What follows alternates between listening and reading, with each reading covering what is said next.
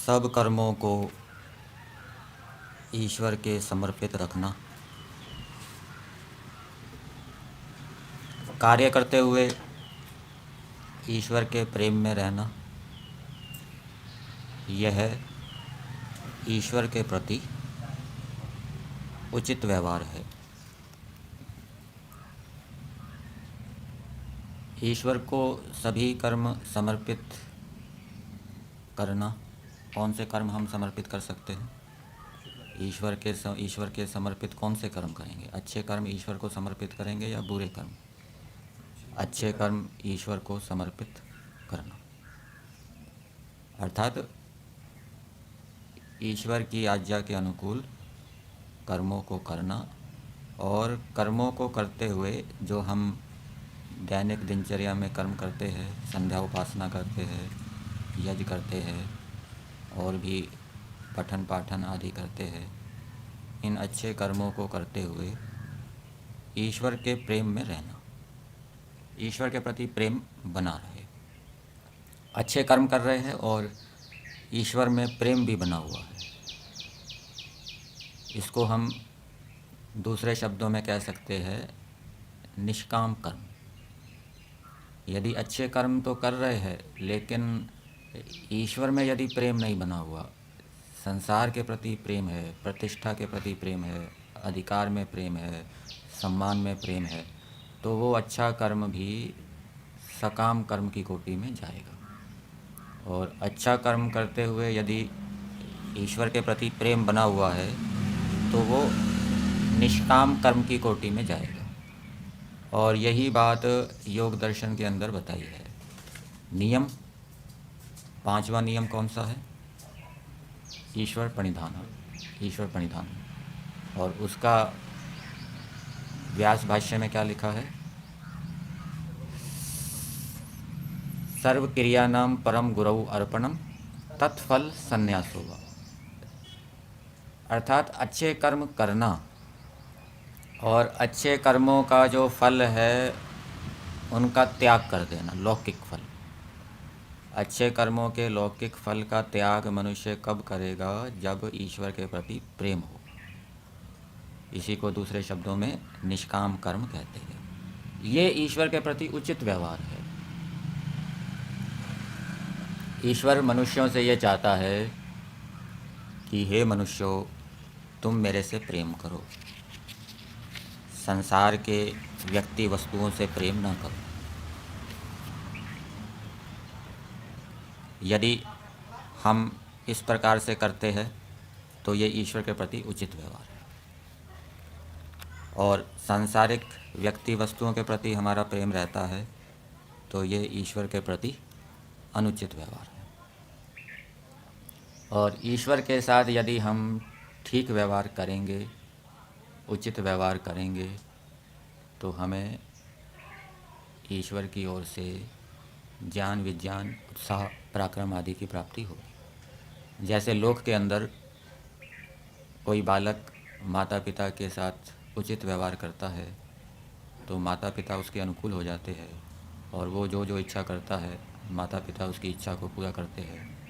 इसी प्रकार से यदि हम ईश्वर के साथ उचित व्यवहार करेंगे, ईश्वर में प्रेम रखेंगे और ईश्वर में प्रेम रखते हुए अच्छे कार्यों को करेंगे तो ईश्वर अनुकूल हो जाएगा। और ईश्वर जब अनुकूल हो जाएगा तो हमारी जो कामनाएं हैं वो जल्दी जल्दी सत्य हो जाएगी, सिद्ध हो जाएगी, सफल हो जाएगी। ये ईश्वर के प्रति उचित व्यवहार। माता पिता, गुरु, आचार्य, मित्र, साथी, पड़ोसी, इनके साथ भी उचित व्यवहार करना चाहिए। और वो उचित व्यवहार कहाँ से पता लगेगा?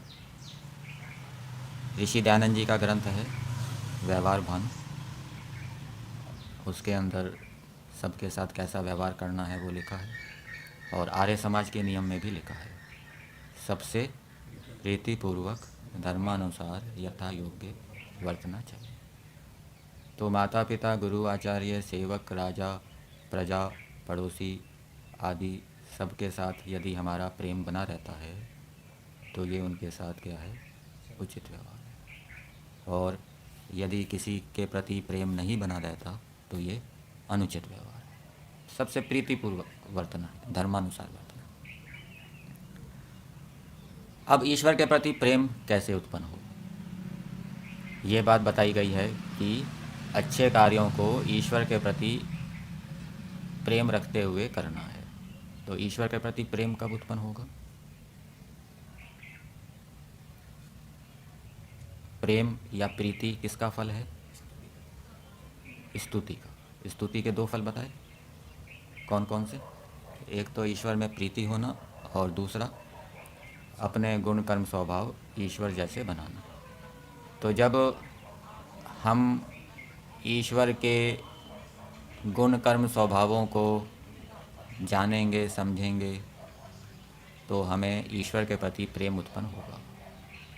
ईश्वर के कर्म एक प्रकार से ईश्वर के उपकारों को दर्शा रहे हैं कि ईश्वर अनादिकाल से हमारा उपकार कर रहा है, इतनी बड़ी सृष्टि बना रहा है, इस सृष्टि की, सारी सृष्टि की रक्षा करता है, हमें अनेक प्रकार के पदार्थों को देता है, ज्ञान विज्ञान देता है, वेद विद्या देता है, कर्मों का फल देता है। हम स्वयं कर्मों का फल नहीं ले सकते, हमारे कर्मों का हिसाब रखता है। हम अपने सारे कर्मों का हिसाब नहीं रख सकते, हम अल्पज्ञ हैं, हम भूल जाएंगे कि हमने कौन कौन से कर्म किए हैं। तो ये सब कुछ कर रहा है ईश्वर, अनादिकाल से कर रहा है। हम क्या कर रहे हैं? इस संसार में सब कुछ ईश्वर का है। ये शरीर ईश्वर का है, मन बुद्धि इंद्रियां ईश्वर की है, सूर्य ईश्वर का है, वायु ईश्वर की है, जल ईश्वर का है, औषधियाँ वनस्पतियाँ ईश्वर की है। और हमारे पास जो सामर्थ्य है वो भी अधिकतर ईश्वर का है, हमारा तो नाम मात्र सामर्थ्य है। तो जब इस प्रकार से व्यक्ति विचार करता है कि इस संसार में सभी पदार्थ ईश्वर के हैं, सभी सामर्थ्य ईश्वर का है, सभी साधन ईश्वर के हैं, और जिस ज्ञान विज्ञान का हम उपयोग कर रहे हैं, जिस ज्ञान विज्ञान से हम लाभ उठा रहे हैं, वो भी ईश्वर प्रदत्त है। यदि ईश्वर वेद का ज्ञान ना देता तो मनुष्य की स्थिति कैसी होती? जंगलियों जैसी होती। जो आदिवासी है, जंगली है, वैसी उनकी दुर्गति होती, दुर्दशा होती। तो ये ईश्वर की कृपा है, ईश्वर ने हमें वेद विद्या दी है। ऋग्वेद भाष्य भूमिका में लिखा है कि संसार के उत्तम से उत्तम पदार्थों को प्राप्त करने से जो सुख होता है, विद्या से मिलने वाला सुख उससे 1000 गुना अधिक है। ऐसा विद्या रूपी पदार्थ जो हमें इतने उत्तम सुख को देने वाला है, वो हमें ईश्वर ने दिया है। तो इसका रोज़ विचार करना चाहिए। दूसरी बात, ईश्वर के प्रति प्रेम कैसे उत्पन्न करें? तो एक पंक्ति पूज्य स्वामी जी बताते हैं, जितना हितैषी परमात्मा है उतना कोई भी नहीं।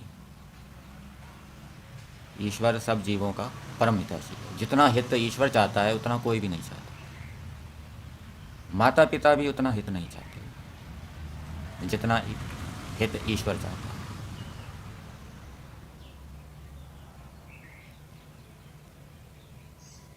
हम जब ईश्वर को ऐसा मानेंगे तब हमारा उसके प्रति आकर्षण होगा। ईश्वर हमारा परम हितैषी है, ये कैसे पता लगेगा? माता पिता गुरु आचार्य हमारे हितैषी हैं, ये कैसे पता लगता है? हितैषी का अर्थ क्या होता है? हितैषी शब्द कैसे बना?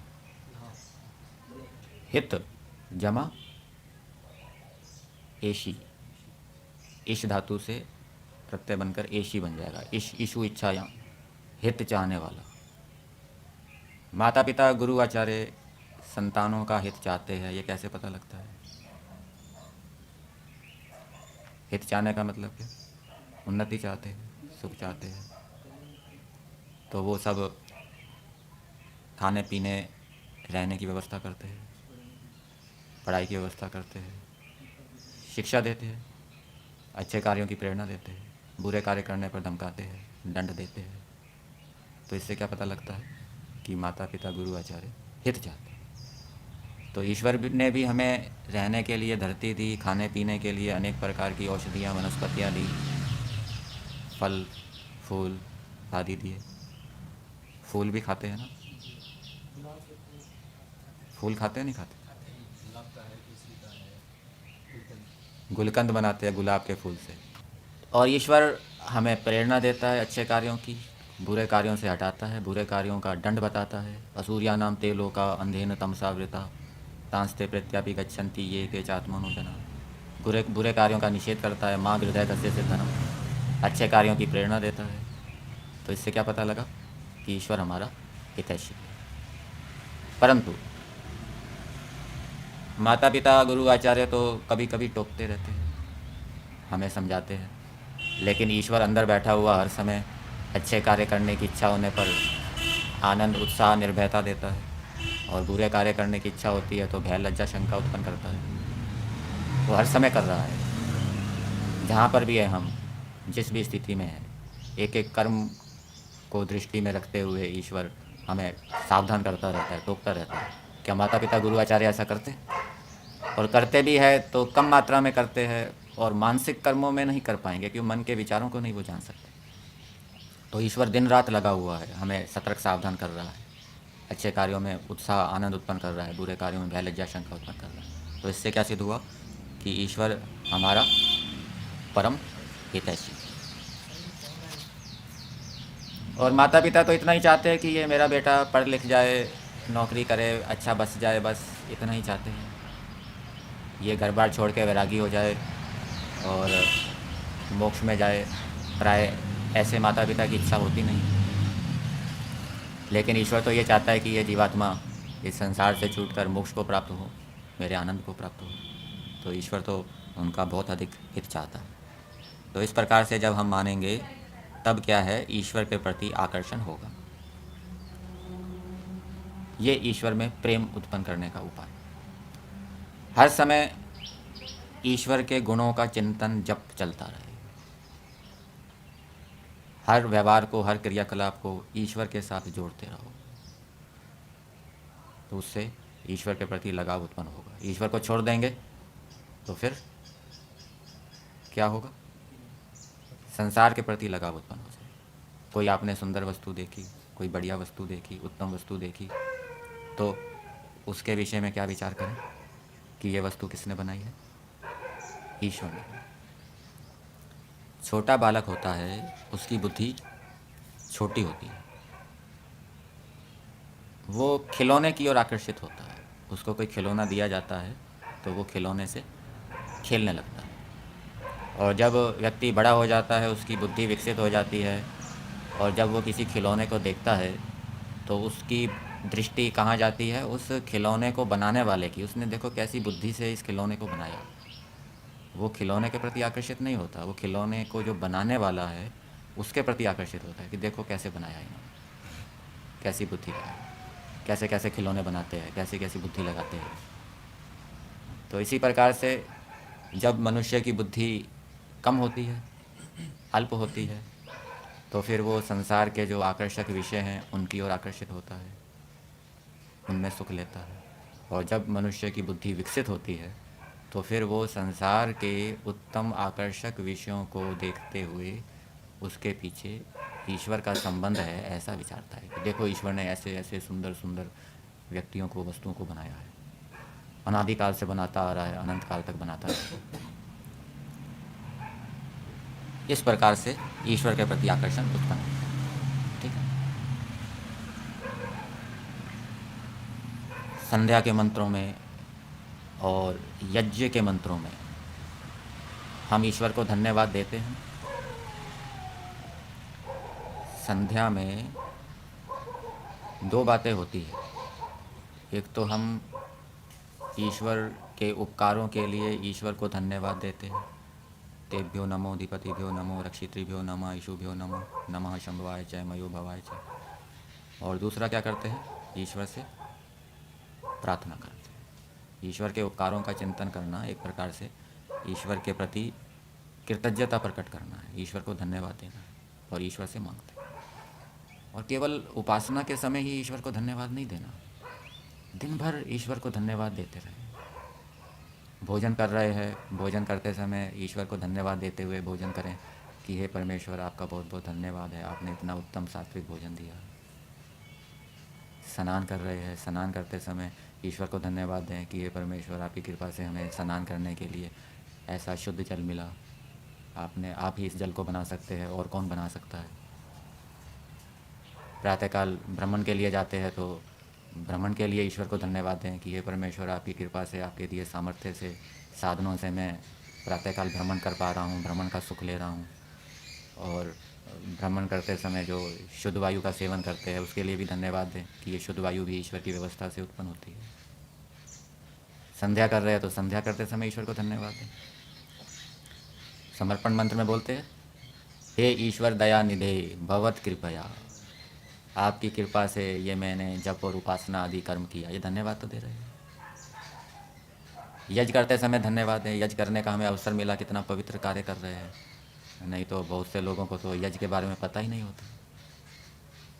वो तो संसार को अपवित्र करते रहते हैं, दूषित करते रहते हैं, दुर्गंध युक्त करते रहते हैं। तो हमें इतना श्रेष्ठ कर्म करने का अवसर मिला, इसके लिए ईश्वर को धन्यवाद देना चाहिए। हम वेद विद्या पढ़ रहे हैं, योगाभ्यास कर रहे हैं, पाठ में जा रहे हैं, तो पाठ में जाते समय भी ईश्वर को धन्यवाद देना चाहिए कि हमें ये पाठ पढ़ने का अवसर मिला, सामर्थ्य मिला, साधन मिले। तो इस प्रकार से दिन भर ईश्वर को, जितना ईश्वर को धन्यवाद देंगे उतना ईश्वर के प्रति क्या है, प्रेम उत्पन्न होगा। धन्यवाद का मतलब क्या होता है? एक होता है आशीर्वाद, एक होता है धन्यवाद। आशीर्वाद आशीष शब्द है, आशीष नपुंसकलिंग में रूप चलते हैं, हविष्य की तरह। आशी का अर्थ होता है इच्छा, और वाद का अर्थ होता है कहना, अपनी इच्छा को कहना। जो हमारे अंदर इच्छा है उसको वाणी से बोलना। विद्वान भव, आयुष्मान भव, ठीक है ना। अंदर से इच्छा तो है लेकिन बोल नहीं रहे, तो वो आशीर्वाद नहीं होगा। आशीर्वाद कब होगा? जब बोला जाएगा कि आयुष्मान भव, विद्वान भव, योगी भव। ये इच्छा को कहना, ये क्या है? आशीर्वाद। और धन्यवाद क्या है? धन्य शब्द धन शब्द से बना है। मैंने धन को प्राप्त कर लिया है, मैं धनी हो गया हूँ, मेरे को बहुत मिल गया है। हे प्रभु, आपकी कृपा से मैं कृतकृत्य हो गया हूँ, बहुत मुझे आपसे लाभ मिला है। ऐसा बताना, केवल मन में नहीं रखना, ऐसा बताना, ये क्या है? धन्यवाद। और वो बताना किसके माध्यम से? वेद मंत्रों के माध्यम से। तेभ्यो नमो, अधिपतिभ्यो नमो, रक्षितृभ्यो नमः, ईशुभ्यो नमः। ये धन्यवाद करता। तो ये दिन भर धन्यवाद चलते रहना चाहिए। सूर्य की धूप में बैठते हैं आप, सूर्य का सेवन करते हैं तो ईश्वर को धन्यवाद हो कि हे परमेश्वर, आपने ऐसा सूर्य बनाया, हम उससे इतना लाभ उठा रहे हैं, इसके लिए आपको धन्यवाद। ये भी ईश्वर के प्रति प्रेम उत्पन्न करने का क्या है? उपाय। तो इस प्रकार से जब व्यक्ति ये विचार करता है कि ईश्वर अनादिकाल से हमारा पालन पोषण कर रहा है, पीछे असंख्य बार हम पैदा हुए, हमारा पालन पोषण किया गया, असंख्य बार ईश्वर ने हमें सृष्टि बनाकर दी, सृष्टि के उत्तम उत्तम पदार्थ बनाकर दिए। अनादिकाल से ईश्वर हमारे कर्मों का हिसाब रख रहा है, फल दे रहा है, अनंत काल तक देता रहेगा। असंख्य बार ईश्वर ने संसार का सुख हमें दिया, मोक्ष का आनंद हमें दिया, आगे भी देता रहेगा। कितना दे रहा है? तो जब इस प्रकार से विचार करते हैं तो ईश्वर के प्रति आकर्षण उत्पन्न होता है। जब ये विचार करते हैं कि इस संसार में सब कुछ ईश्वर का है, ईश्वर ही सब कुछ कर रहा है, हमारा तो ज्ञान सामर्थ्य नाम मात्र का है, तब ईश्वर के प्रति आकर्षण उत्पन्न होता है। और जब व्यक्ति ये विचार करता है कि ईश्वर हमारा बड़ा हितैषी है, हर समय हमारे पीछे लगा रहता है, हमें सावधान करता रहता है, तब भी ईश्वर के प्रति क्या है? आकर्षण उत्पन्न होता है, प्रेम उत्पन्न होता है। और जब ईश्वर के प्रति प्रेम उत्पन्न होगा तो सांसारिक व्यक्ति और वस्तुओं के प्रति प्रेम कम होगा। या तो ईश्वर से प्रेम कर लो या सांसारिक व्यक्ति वस्तुओं से कर लो। ईश्वर के प्रति प्रेम का जब पलड़ा भारी हो जाएगा तो सांसारिक व्यक्ति वस्तुओं के प्रति जो पलड़ा है वो हल्का हो जाएगा, ऊपर चला जाएगा। तो इस प्रकार से ईश्वर के प्रति प्रेम उत्पन्न होने पर फिर व्यक्ति ईश्वर की आज्ञा का पालन करेगा, ईश्वर की उपासना करेगा, प्रसन्नता से करेगा, उसको कष्ट नहीं होगा। और फिर जब अच्छे कर्म किए जाएंगे ईश्वर के प्रेम से युक्त होकर, तो वो निष्काम कर्म की कोटि में जाएंगे। और जब निष्काम कर्म व्यक्ति करता है तो उसकी उन्नति प्रगति बहुत तीव्रता से होती है, वो बहुत शीघ्रता से अपने लक्ष्य की ओर बढ़ता है, क्योंकि ईश्वर निष्काम कर्म करने वाला है। ईश्वर कोई सकाम कर्म नहीं करता। ईश्वर ये संसार को बनाता है, संसार का पालन कर रहा है। किसके लिए कर रहा है?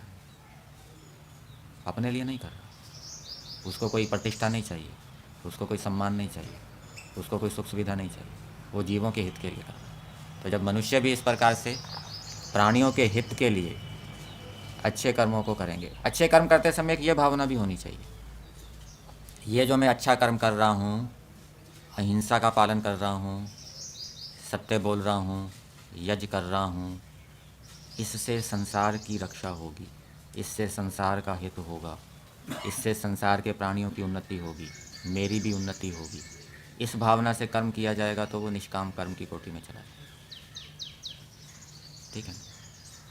और अच्छा कर्म करते समय ये भावना रहेगी, यज्ञ करते समय, ईश्वर का ध्यान करते समय, कि मेरी नौकरी लग जाए, मेरे को पैसे मिल जाए, मेरा व्यापार सफल हो जाए।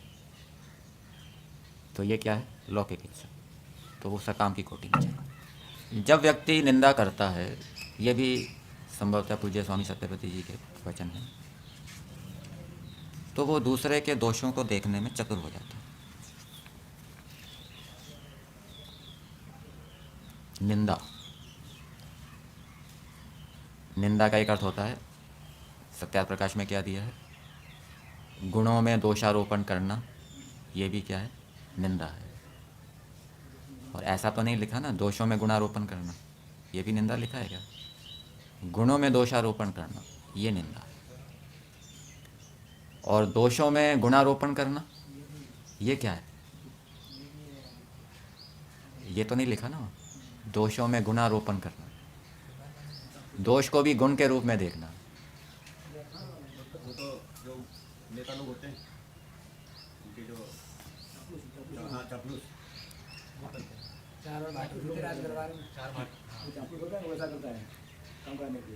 फिर भी ये देखना पड़ेगा, पर ये मेरे को ध्यान में आ रहा है, गुणों में दोषारोपण करना। तो जब गुणों में दोषारोपण किया जाएगा, गुण को दोष की दृष्टि से देखा जाएगा, तो आप गुण से लाभ नहीं उठाएंगे, गुण से लाभ नहीं उठा पाएंगे, गुणग्राही नहीं बन पाएंगे। वो गुण आप स्वीकार नहीं कर पाएंगे। जैसे एक विद्यार्थी बहुत कम बोलता है, तो कहेंगे भैया तो इसको तो बोलना आता ही नहीं है।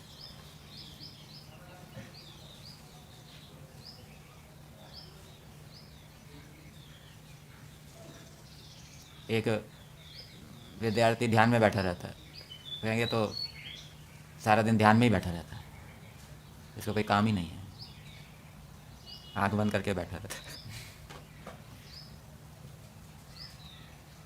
हाँ, ये दोष के रूप में हो सकता है कि वो यदि आवश्यक कार्यों को छोड़कर ध्यान में ही लगा रहे, तब तो दोष है। लेकिन वो अपने आवश्यक कार्यों को बढ़िया प्रकार से ठीक ठीक करके, अपने कर्तव्यों का ठीक प्रकार से पालन करके, जो उसके पास समय मिला है उसमें वो ध्यान में बैठा है, तो कोई दोष नहीं है। उसको भी यदि दोष की दृष्टि में देखेंगे तो फिर आपकी ध्यान में प्रवृत्ति होगी नहीं। ठीक है। एक है गुणों में दोषारोपण, दूसरा निंदा का अर्थ होता है, जो निंदा चुगली दोनों शब्द मिले हुए प्रयोग होते हैं, पिशुनम। ठीक है ना, दूसरों के दोषों की चर्चा करना दूसरों के सामने। अधिकारी व्यक्ति के सामने किसी का दोष बताया जाए सुधार की दृष्टि से, तो वो तो चुगली के अंतर्गत नहीं आएगा। लेकिन ऐसे ही दूसरों में चर्चा करना, उसमें आनंद लेना, दूसरे को अपमानित करने की दृष्टि से, अपने को बड़ा दिखाने की दृष्टि से, तो ये क्या होता है? ये चुगली होती है। ये भी निंदा का दूसरा अर्थ है। तो ऐसे यदि करेंगे हम, तो क्या हो जाएंगे? दोषों को देखने में चतुर हो जाएंगे और गुणों को ग्रहण करने की प्रवृत्ति नहीं होगी। और अपने दोषों के विषय में आंख बंद कर लेंगे, अपना पे आत्मनिरीक्षण कर नहीं रहे कि आज मैंने क्या क्या गलतियां कर दी, कैसे कैसे विचार मन में उत्पन्न हुए, आज कैसे कैसे क्लेश आए। दूसरों का निरीक्षण बहुत बढ़िया कर रहे हैं, तो बाह्य वृत्ति हो जाएगी, दूसरों की ओर दृष्टि हो जाएगी, दूसरों के दोषों को देखने में प्रवृत्ति हो जाएगी, फिर अपने दोष नहीं देखेंगे। जब तक व्यक्ति अपने दोष जानता नहीं, समझता नहीं, पहचानता नहीं, तब तक वो उसको दूर करने का प्रयास नहीं कर सकता। इसलिए दोषों को दूर करने के लिए पहले जानना आवश्यक है, पहचानना आवश्यक है। आपके कटी वस्त्र के ऊपर कीचड़ लग गया या कोई दाग लग गया, आपको पता ही नहीं है, तो आप दूर करेंगे उसको? नहीं करेंगे। और जब आपको पता लग गया कि भाई ये दाग लग रहा है, ये तो अच्छा नहीं लग रहा, दूसरों को लज्जा हो रही है आपको, तब आप उसका दाग दूर करने का प्रयास करेंगे। इसी प्रकार से दोष पता लग गया और इस दोष से मेरी ये हानि हो रही है, ये भी पता लग जाएगा, तब व्यक्ति उस दोष को दूर करने का प्रयास करेगा। इसलिए प्रारंभिक काल में अपने दोषों की ओर दृष्टि अधिक देनी चाहिए, ठीक है। और जब स्थिति आपकी परिपक्व हो गई, कोई गुण आपके अंदर स्थिरता से आ गया और उसका जो विरोधी दोष है वो आपके अंदर नहीं आ सकता, चाहे आप कितना ही देख लें, तो उस स्थिति में सुधार की दृष्टि से दूसरे का दोष सुना जा सकता है, बताया जा सकता है, देखा जा सकता है। परंतु प्रारंभिक अवस्था नाजुक अवस्था होती है, उस समय बुरे संस्कार अंदर अपना स्थान बना सकते हैं, तो तब तक अपने दोषों को दूर करने का प्रयास करना चाहिए।